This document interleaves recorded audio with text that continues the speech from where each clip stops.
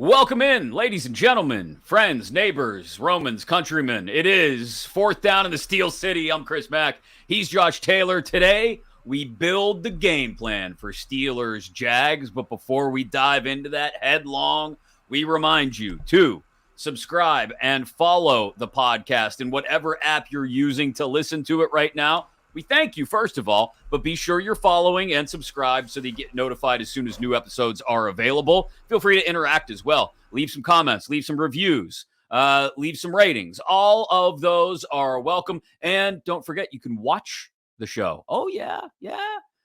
We're waving right now. Hi there. How are you, friends? On YouTube, 93.7 The Fans YouTube page. This is one that I've been so back and forth on all week, Josh, but Steelers, Jags, I will say this. I feel very similar that this result could have a similarly positive impact as the win in LA. And for those that listened last week, they know we talked about what a positive it would be for the Steelers' long-term hopes this year if they could win in LA because of the way the rest of the schedule set up. I think the same still holds true because of the way the schedule sets up.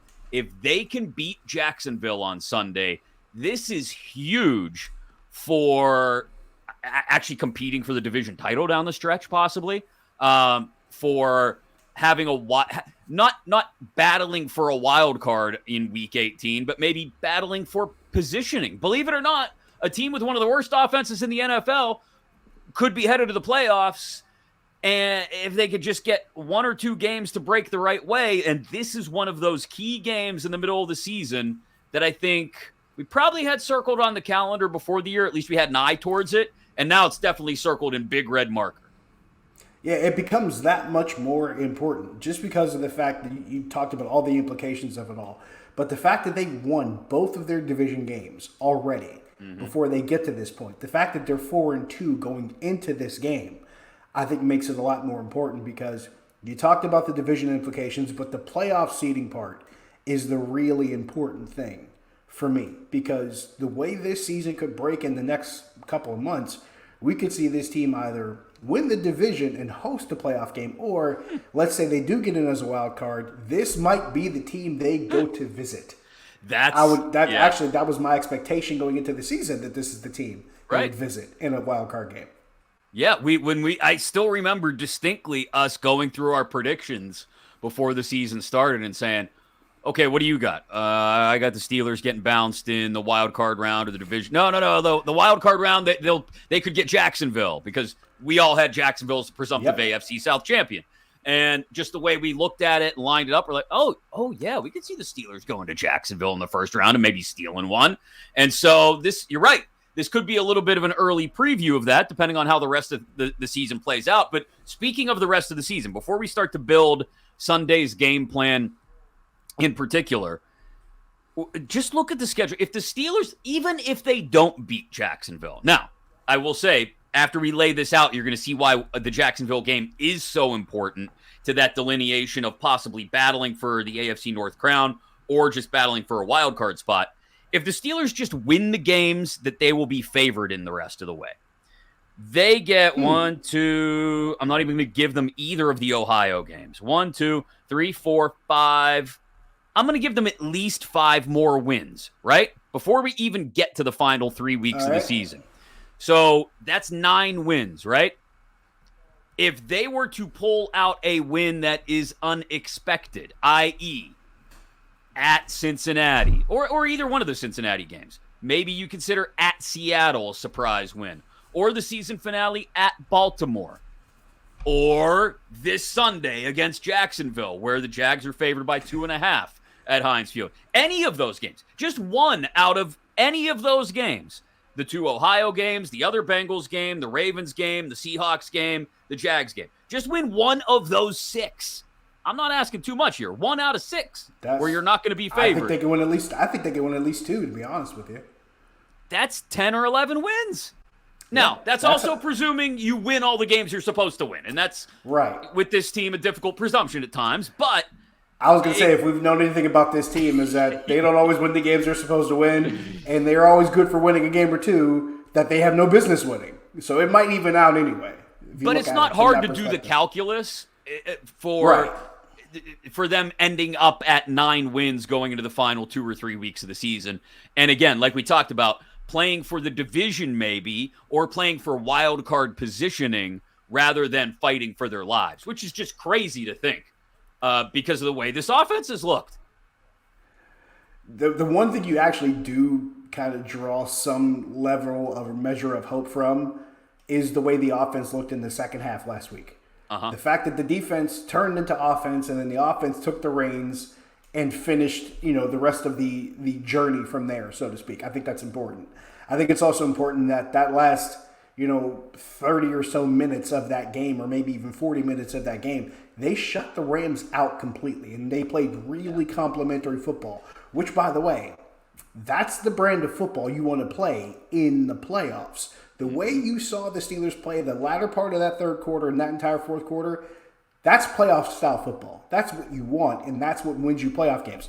You're efficient with your drives, you're not making a lot of mistakes on defense, and you're not turning the ball over. All of those things factor in as to how you want to play in the playoffs. So if there's one small thing maybe you derive from what this team's chances could be, maybe that's that one thing. You hope that seed gets planted. Yeah, balance on offense, a rushing touchdown. I didn't know we were allowed to do that. Three. They didn't have any before that game, and they come out with 3. And also using different parts of the field. They use the middle of the field. The big George Pickens third down conversion in particular is one that pops to mind.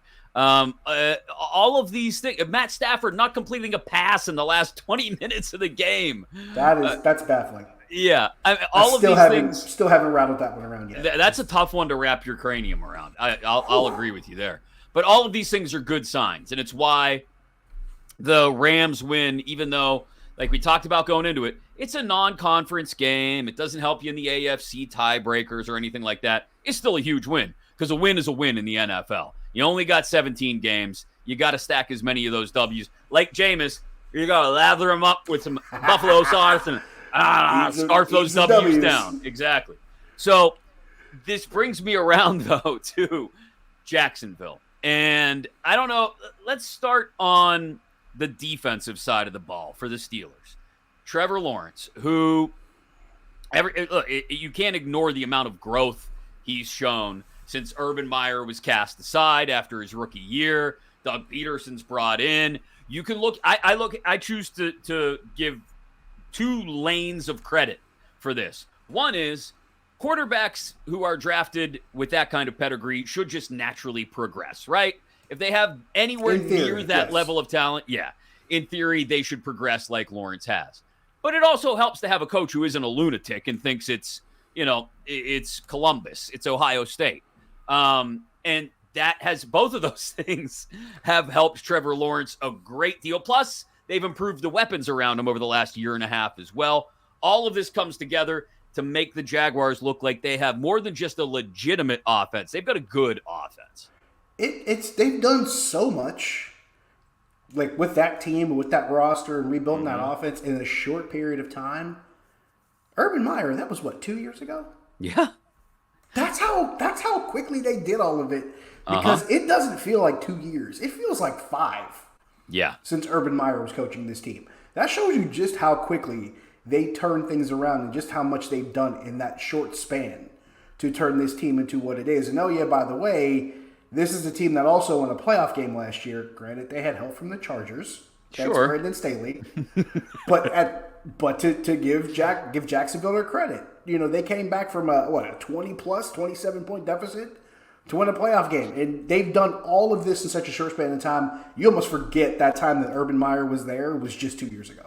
Yeah, and also it gives you an idea of just how bad their offense was under Meyer. Because they're sitting 13th in the league in rush yards per game, 14th in pass yards per game, 14th in total yards per game, and I want to say in points per game, they're slightly higher. They're 9th in the league. Mm-hmm. So none of those numbers are overwhelming, right? They're all middle of the pack kind of numbers, but that's how bad they were under Meyer.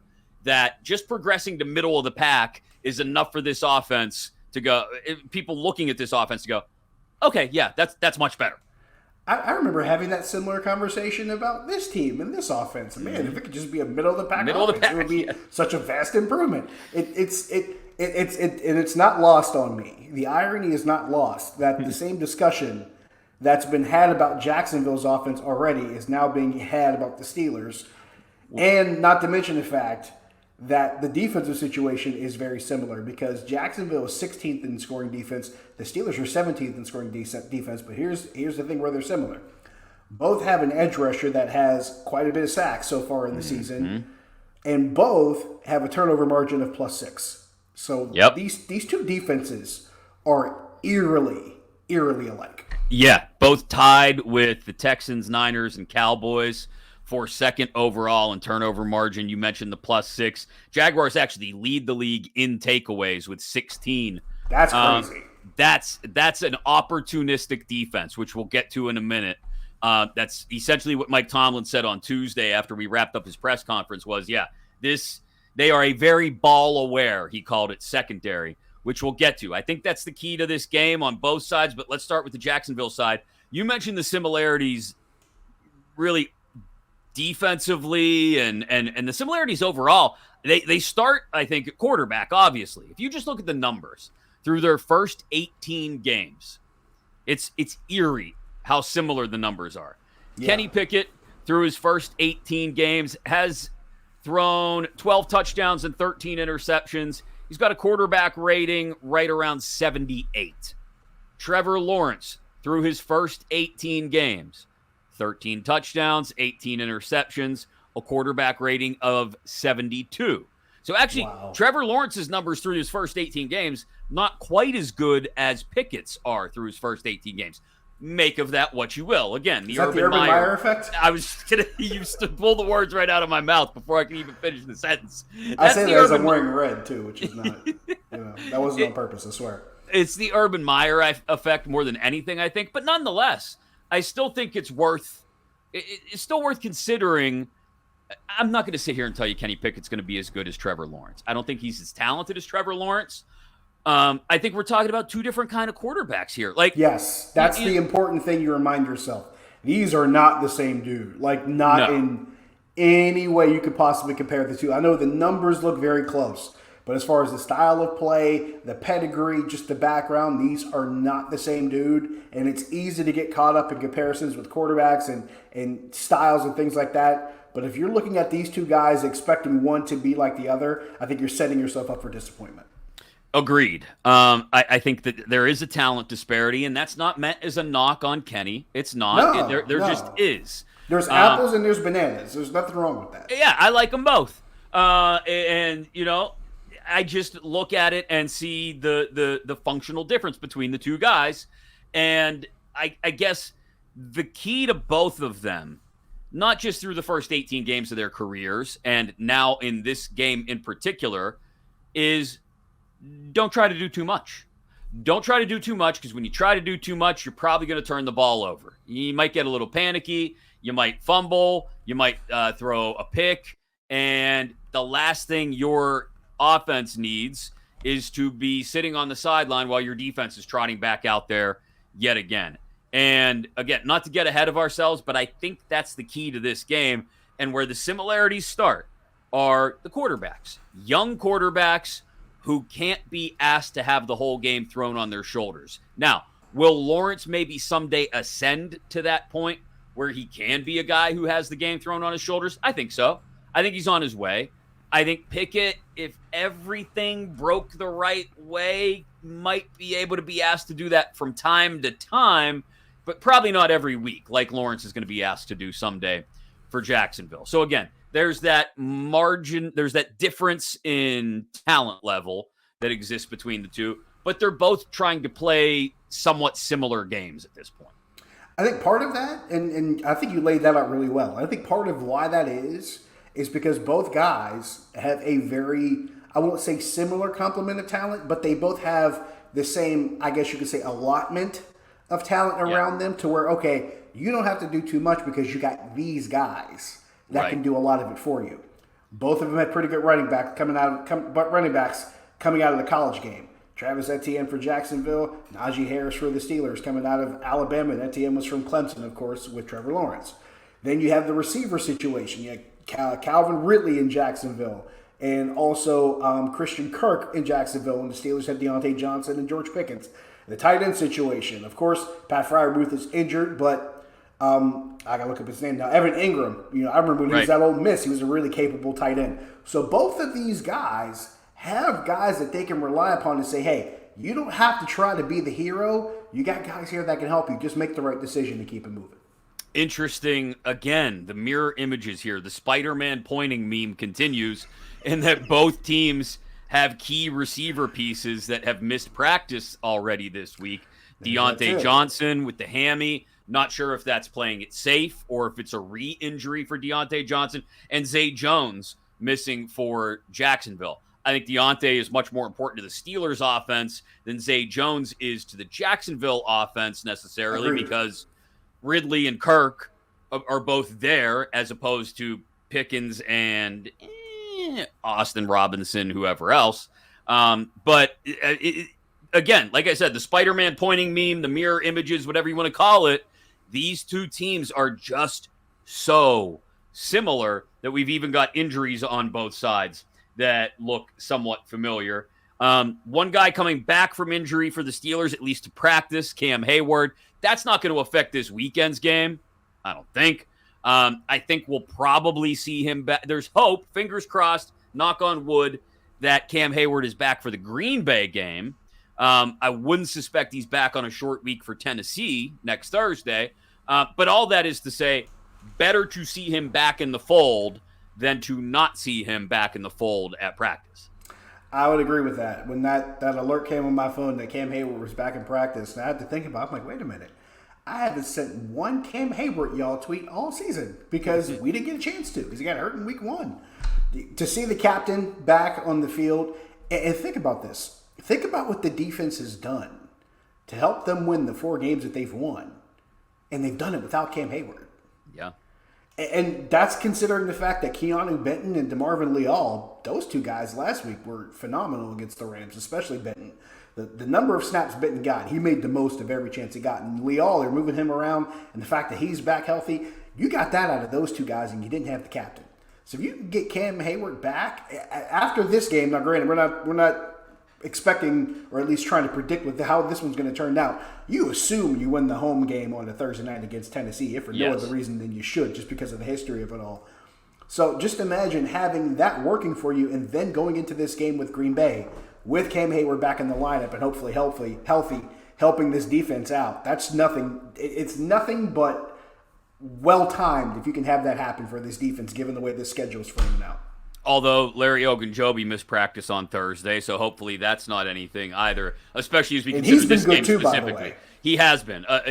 When Larry Ogunjobi is healthy, and I think that's always a very tenuous situation, but when he is healthy, look, nobody replaces Cam Hayward, but he sure as heck mitigates the absence of Cam Hayward. Had a big sack early against the Rams. Yep, in both the pass rush and the run game. So just some things to keep an eye on there as we continue to progress. I know Trevor Lawrence is also dinged up, but not to the extent that it's going to keep him from playing on Sunday, obviously. When you look at the Jacksonville offense, I'll be curious to see how much they try to push things downfield. I think they're going to have a pretty conservative game plan for a team with a quarterback of Lawrence's talent, if only because they don't want to put themselves in the position that the Browns put themselves in, that the Raiders put themselves in, that the Ravens put themselves in, that the Rams put themselves in. They don't want to put themselves in position to have TJ Watt or Alex Highsmith or even a Minkah Fitzpatrick decide the game. They don't want to do that. So I would suspect, especially knowing that Cole Holcomb is less than 100%. I know he's practiced, but who knows how effective he'll be out there. If I'm Doug Peterson, if I'm Trevor Lawrence, if I'm the Jacksonville Jaguars, I'm just simply looking to slowly progress my way down the field, not dink and dunk necessarily, but see if I can use the middle of the field to pick up 7-8 yards at a time and not have to worry about exposing my quarterback to the pass rush and the turnover capabilities of Watt and Highsmith. Take what you are given. And I think that goes for both quarterbacks. That goes for both offenses. Take what you are given because it might be your best bet. What did T.I. say? Life's like a chess game. Make your next move your best move. That's how you have to approach this. And I'm not even trying to say that to be funny or drop a reference in. I'm saying that because it's probably the most accurate way you can look at it. And not to mention the fact that Mike Tomlin talked about this in his press conference. He talked about how sometimes that early part of the game, that first drive, it's kind of like a feeling out type measure where you're trying to see what the other team is doing and how they're responding and how they're matching up with what you're doing. We could see this in the first quarter. There could be a very, very laid back kind of feeling each other out kind of vibe to this where both fighters are kind of just working their jab and just seeing how well their reach goes and, seeing how close the other guy's going to get, see if they'll let them open up at all. And it has that feeling to it. But if I'm Jacksonville, this is your opportunity probably to be a little bit more aggressive, especially if you get the ball first. Because as I say, the early part will be like trying to get that feel for each other.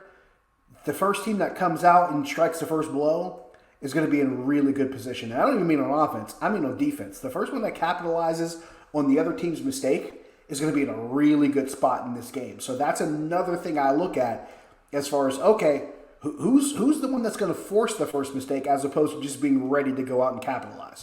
Well, and that, in essence, flips the script to the other offense and the other defense, the side of the ball when the Steelers have it. And like you said, I think we both agree that we would suspect the Steelers' game plan on offense is similar to Jacksonville's. Again, the mirror image thing continues here. Keep your young quarterback, like we talked about earlier, from handing the other team the ball and giving them opportunities. You mentioned Josh Allen earlier, 7 sacks. Trayvon Walker on the other side, Mike Tomlin raved about him, even though, according to some measures, he isn't having the best start to the season. We still know how good he can be. Big for an edge rusher, built like a D-end more than a prototypical edge rusher in their system. They've got a big front that should be able to slow down the run, although we've seen the trap game. We've seen the trap game really start to exploit some things for the Steelers up front. I would hope they continue with that and not try to be silly. And Jacksonville's fourth in rushing yards per attempt allowed, like 3.3 or something like that? Yeah. They allow less than 4 yards a carry. So it's not like they have, a small number of yards allowed because teams just haven't been able to haven't decided to run. No, they've tried. It just hasn't worked. So that's another thing that sticks out.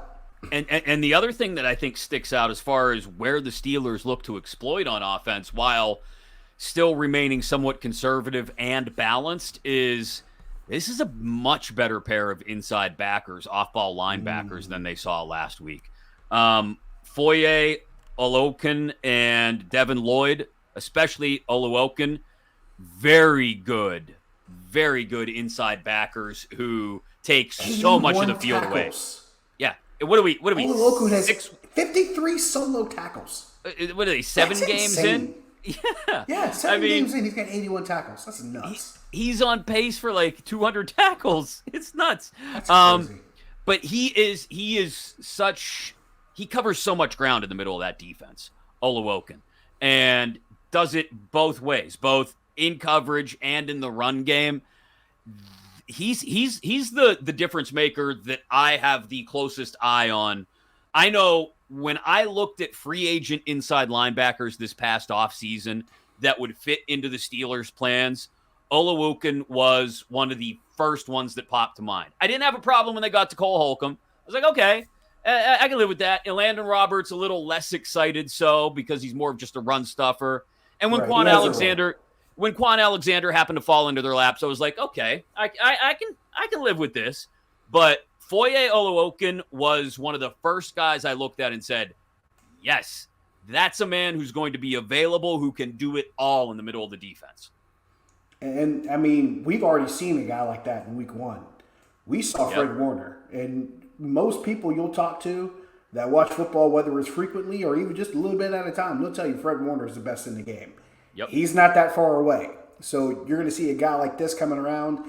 after you already saw the arguable best in the game a few weeks back. So you've already gotten a taste of what anticipate of how things could go wrong if you make the wrong mistake. So you have to use that also. You don't want to call it, research, but it is a good bit of intel, at least as far as scouting yourself and saying, okay, we know we can't fall into this guy's hands or let him be the guy that makes a bunch of plays to hurt us. Because now you're talking about trying to, and we haven't even gotten to the back end yet because that secondary is really good and they're super opportunistic. Yep. So you got a whole bunch of guys that you got to tread lightly around. And we're not even talking about when you have the ball, just making sure you don't give up the ball. Yeah, and I'm glad you brought up Fred Warner as a comparison. I don't know if Oluwokin's necessarily as good as Fred Warner. Like, he's probably not. But I think he's not, but he's not that far away. He's flown under the radar, to be quite honest, because he was in Atlanta for the first 4 or 5 years of his career and wasn't even a starter for the first couple of years. Because I think, like it or not, a guy comes out of Yale and he's looked at as, cerebral guy, he'll be great on special teams, and da-da-da. People don't look at a guy out of Yale and say, there's my prototypical inside off-ball linebacker. There's my big thumper. But that's what he is.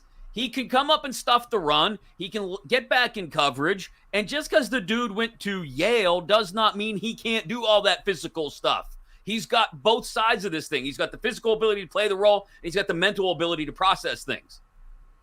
Is he like the defensive Ryan Fitzpatrick? Is that how that works?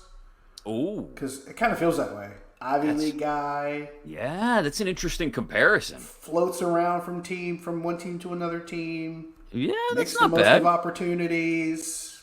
I mean, he's a 6th round pick. That's what's wild. And I think it really feels like the league is still being introduced to him in, let's see, what is this now? His 6th year in the league. People are still finding out who this guy is.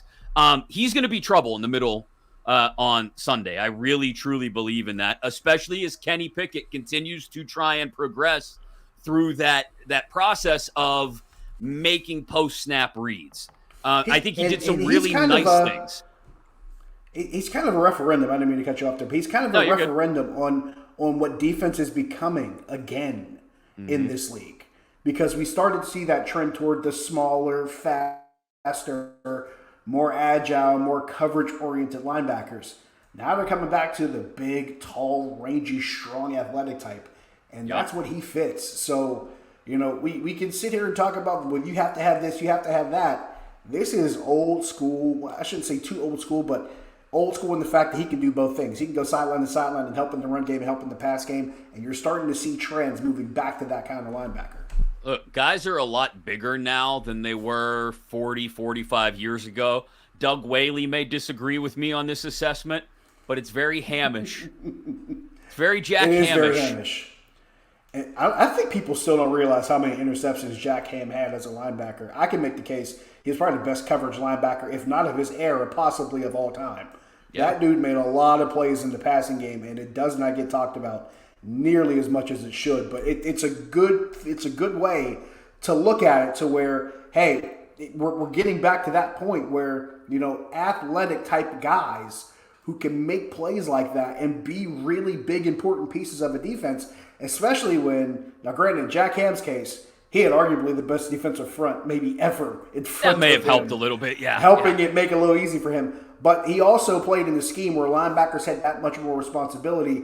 Playing in that defense, that eventually morphed into the Tampa 2 under Tony Dungy, which he learned under Chuck Noll. So all of that kind of comes full circle. And sometimes you do see that with trends in the league, how things come full circle and how defenses kind of get back to maybe what worked back then to start countering what might work now. And who did Mike Tomlin learn defense under? Tony Dungy. Weebay meme. Weebay meme.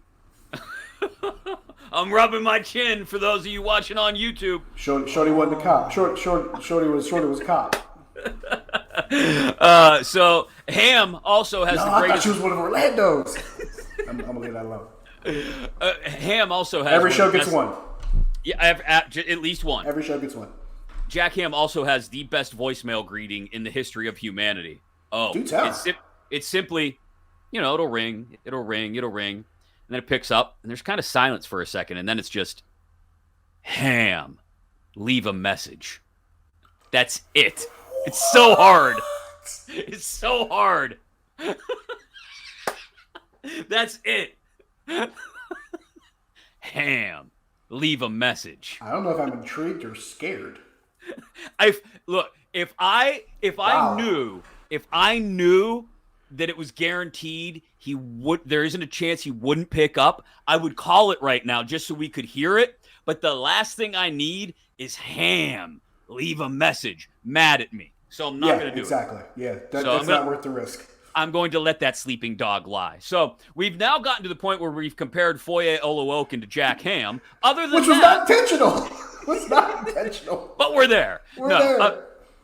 In all seriousness, though, I do expect him to be a big part of what Jacksonville does in trying to disguise things for Kenny Pickett on Sunday, knowing that Pickett has struggled somewhat in post-snap reads. Again, I thought he did some things really well in that regard in L.A.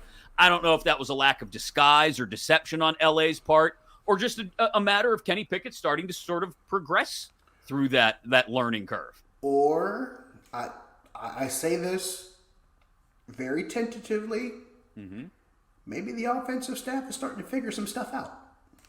Is that allowed? I don't know. I mean, it's allowed for that. It's allowed for them to do it. I don't know if we're allowed to say it. Are we allowed to acknowledge it? I don't know. I forgot to read the rules before I came in. I left the book downstairs. I don't think we're allowed to do that. The company manual, I left it sitting downstairs on the shelf. So hold on. I gotta. Let me. Sorry. Where's the rule book? Hold on. I go get it now. But we're in the middle of the show, and let me see here. Appendix A, page 357. No, sorry. We're not allowed to acknowledge that the offensive staff may have done something better. Never mind. Maybe they hadn't figured it out. Sorry. Nope. All credit to Kenny.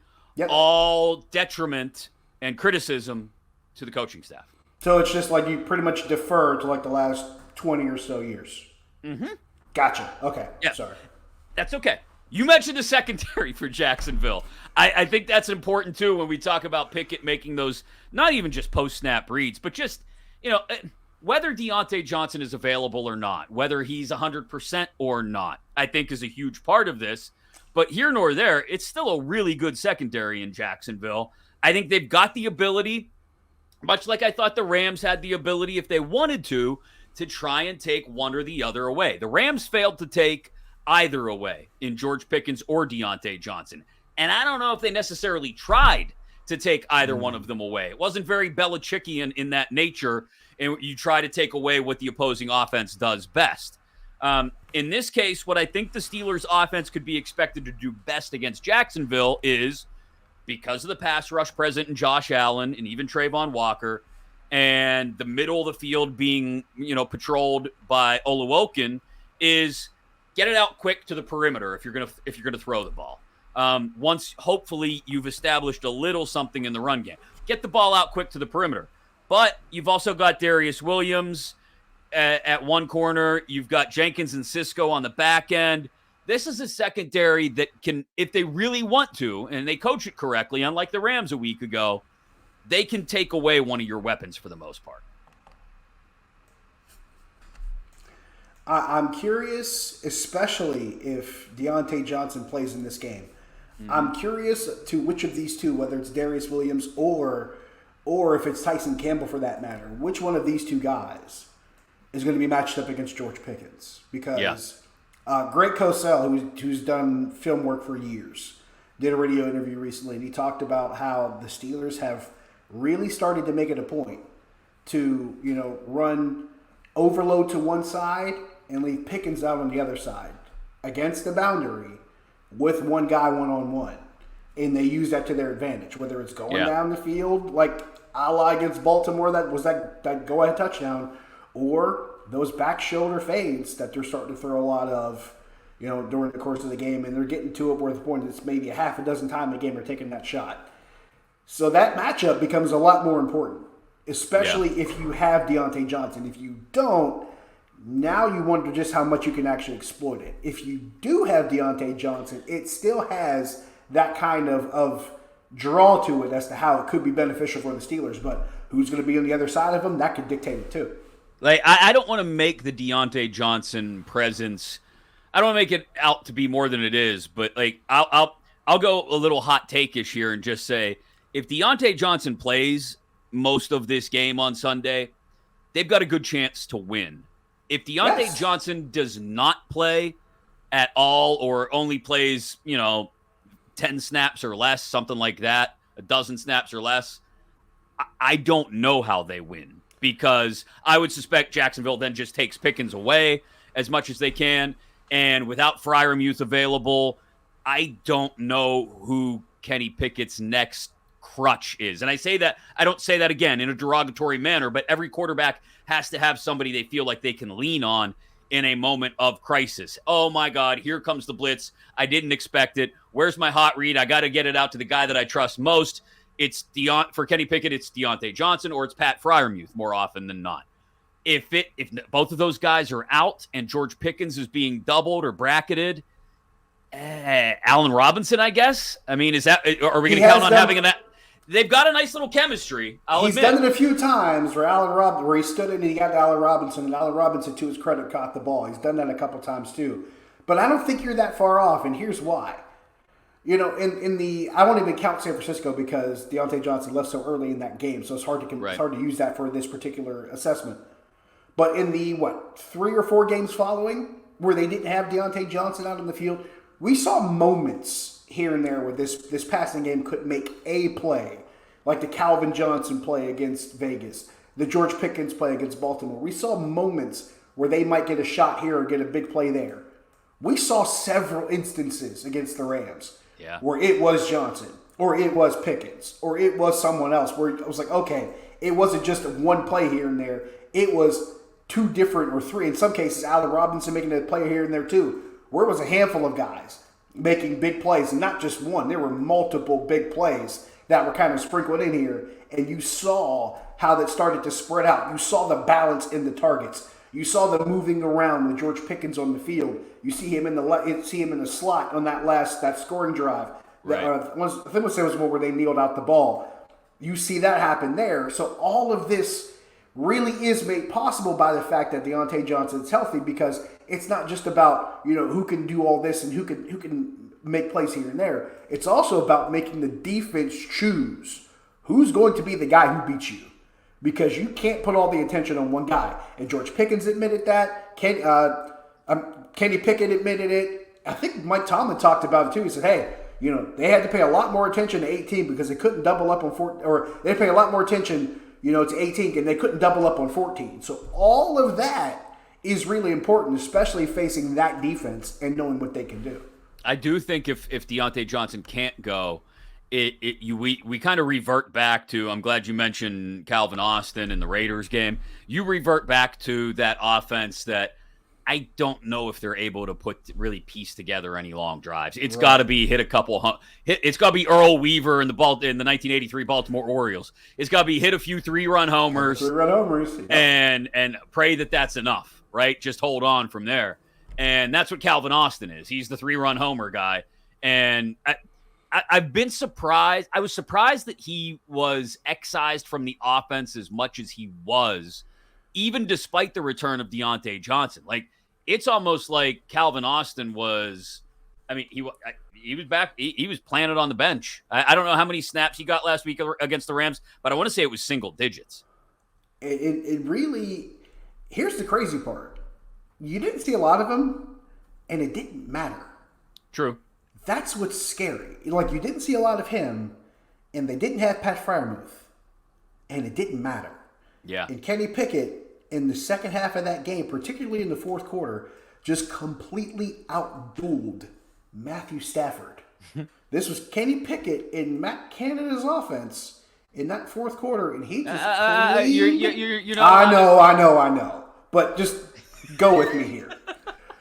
Kenny Pickett in that fourth quarter cleaned that Rams defense like a chicken bone, and Matthew Stafford in Sean McVay's system, the boy wonder himself, Sean McVay, over 6 in that last, 18 to 20 minutes? Right.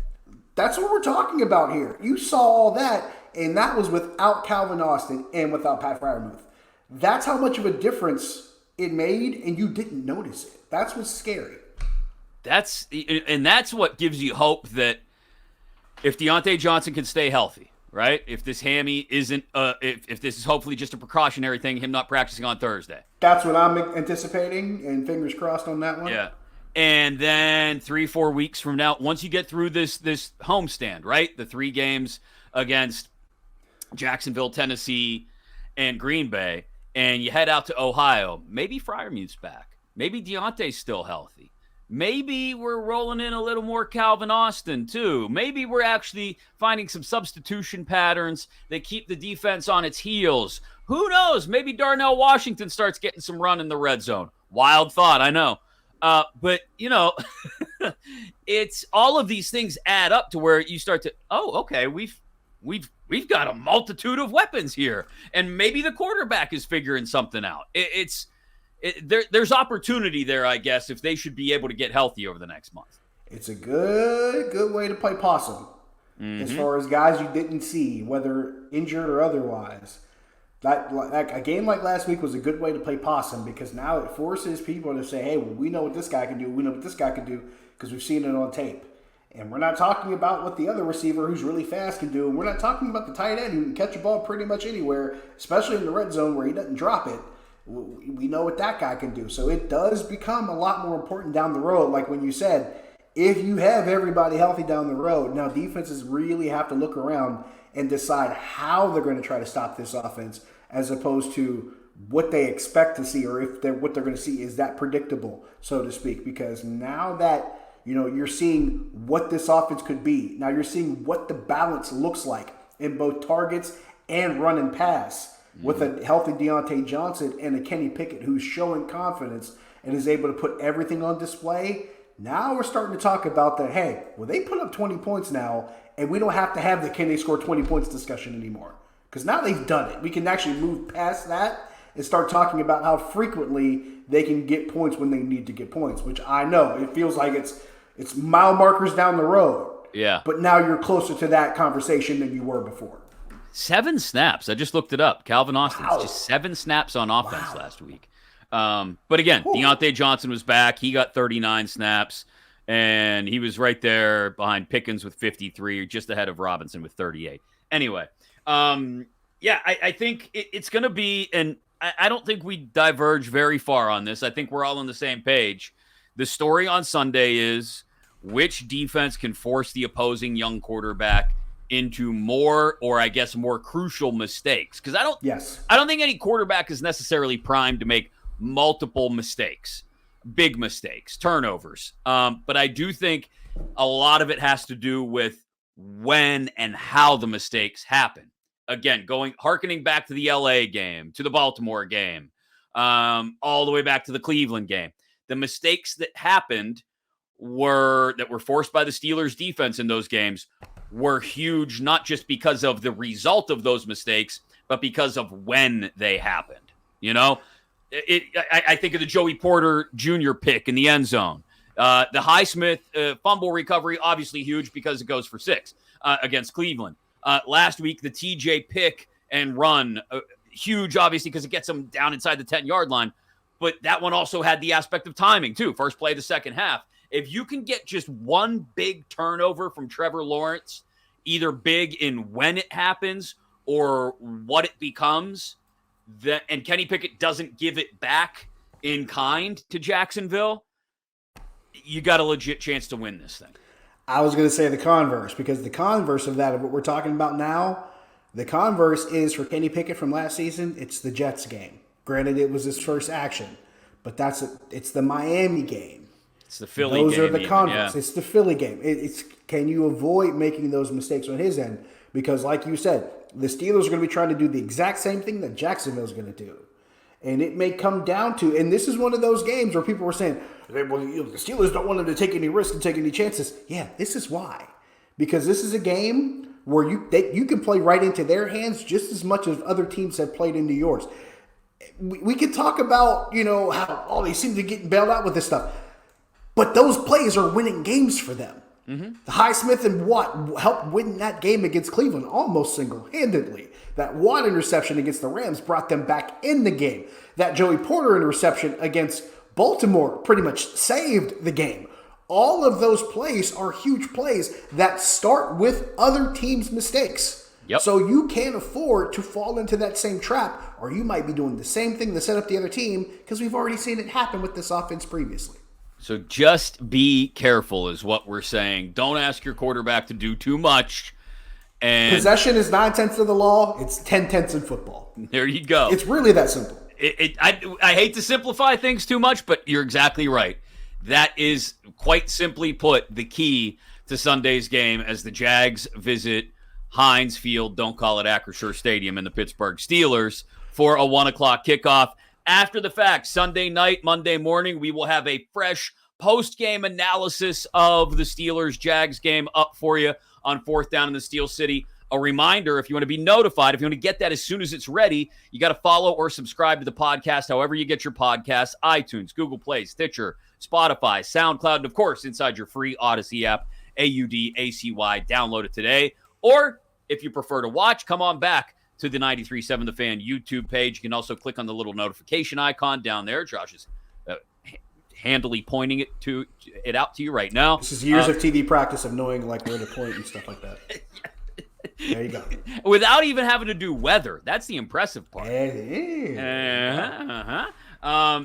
So be sure to tap that notification bell, and you'll be notified. That's why it's called a notification bell. As soon as new episodes of 4th Down in the Steel City and any other videos are posted to the 93.7 The Fan YouTube page, we will be back with a hot sheet edition, a picks episode before Sunday, as well as we'll go around the league and talk about what to expect in all these other games. There are some big ones. Big ones. Baltimore trying to keep things moving against Arizona. Does Cleveland have a chance against Seattle? Cincy, San Francisco. What about Brock Purdy, Sam Darnold? Who knows? And that's just in the AFC North. We'll get into that on the next episode. Thanks to Greg Finley, our producer. Thanks to Josh Taylor for joining me, Chris Mack. This is 4th Down in the Steel City.